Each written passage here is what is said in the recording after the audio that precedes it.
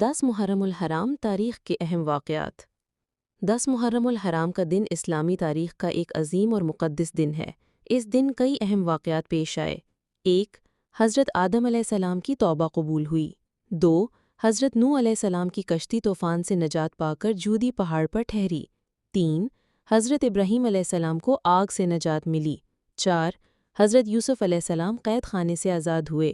5 حضرت ایوب علیہ السلام کو بیماری سے شفا ملی۔ 6 حضرت یونس علیہ السلام مچھلی کے پیٹ سے باہر آئے۔ 7 حضرت موسیٰ علیہ السلام نے اپنی قوم کو فرعون سے نجات دلوائی اور سمندر چیر کر پار کیا۔ اور 8 اور سب سے اہم، کربلا میں امام حسین رضی اللہ تعالیٰ عنہ اور ان کے ساتھیوں نے دین کے خاطر اپنی جانیں قربان کر دیں۔ یہ دن ہمیں سکھاتا ہے کہ اللہ کی مدد ہمیشہ حق والوں کے ساتھ ہوتی ہے اور صبر، شکر اور قربانی کی راہ ہی نجات کا ذریعہ ہے۔